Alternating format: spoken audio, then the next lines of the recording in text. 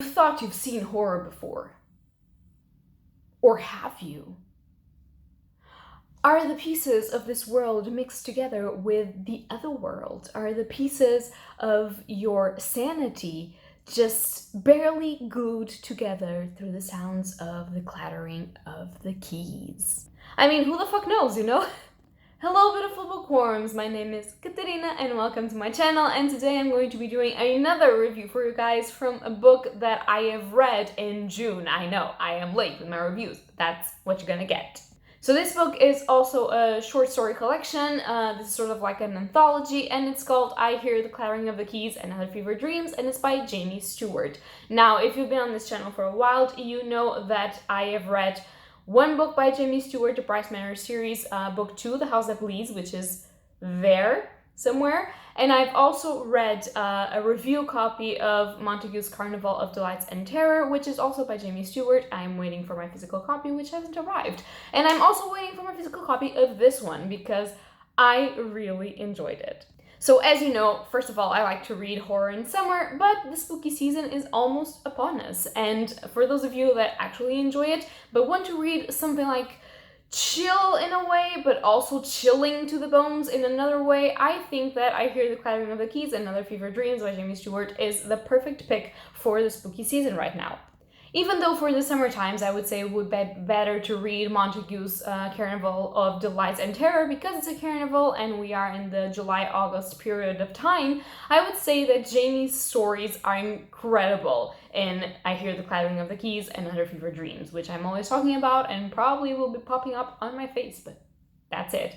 So this short story collection is really a collection of stories about a myriad of different things. Some of them have ghosts, some of them have other things, otherworldly things, or just worldly things that sometimes are scarier than the otherworldly things. And first of all, I really enjoy Jamie Stewart's writing because even though it is not as complex as other writing, so it's not a purple prose or poetry prose or like that, but it's really to the nose on the social criticism. All of his stories have something to gain from reading it, and it's really on the nose of deep, specific character construction.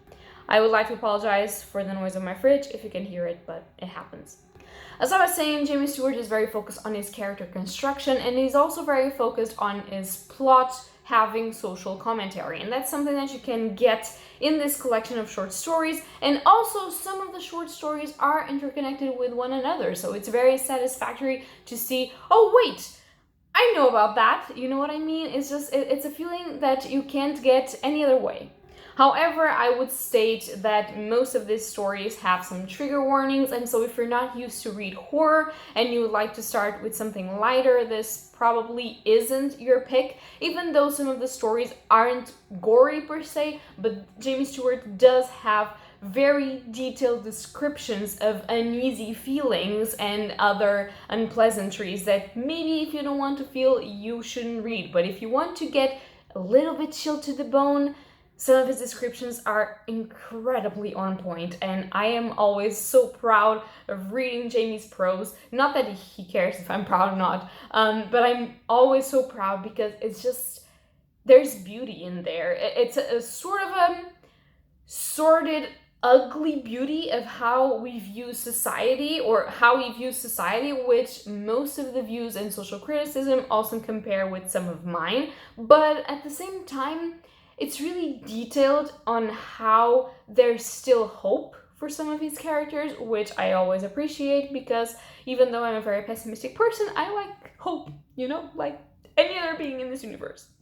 I wouldn't be able to tell you that some of the stories are my favorites and others are not, because I think it's a very consistent short story anthology. It doesn't have a specific theme guiding it, but I think it's just a collection that you can surely say that you will find at least one story that you will like and others that you will enjoy. I don't think that you're going to hate any of these stories. I don't think that's possible with his writing and with the details and what he's trying to get to.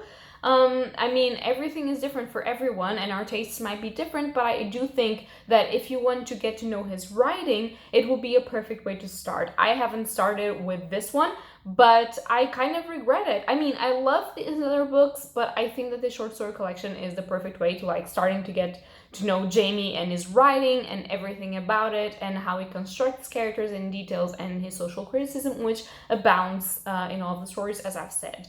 So yeah, if you want, pick it up because it's great. I also would like to state that I do have a Kindle copy of this, and it was in no way, shape, or form endorsed to me. So all of this is my free speech of what I think about this novel, this short story collection. I also want to say that you can see the progress in Jamie's writing, because you see his first story and then you see the stories along the way of his career until the point that we are sort of now that he's starting to write novels. And I think that's very beautiful to see how people grow up, to see how ideas mature, and to see where they got the inspiration for things, and to see how they construct it. At least in my copy, there was an author's note by Jamie, and also by Kelly, I think. There's an author's note, there was something there for someone. And it talked about his progress in the writing and how it started and how it ended. And it's just, it's really incredible. And I think it's a journey to know, if you want to know what indie horror authors are out there and what they're doing right now, since I do believe that they're the future of horror at the moment. So support indie horror authors and give a chance to I Hear the Clattering of the Keys and Other Fever Dreams, because you will not regret it. So that's going to be all for today's video. If you like it, leave a like or subscribe, and tell me down below if you know Jamie's writing, if you know any of these books, and what you think of them, and if you have similar short story anthologies that you want to propose to me to read for the spooky season, since I am looking for short stories because I have no time to read other types of books. I'm a disgrace. So yeah, guys, that's going to be all for today, and happy readings to you all. Bye!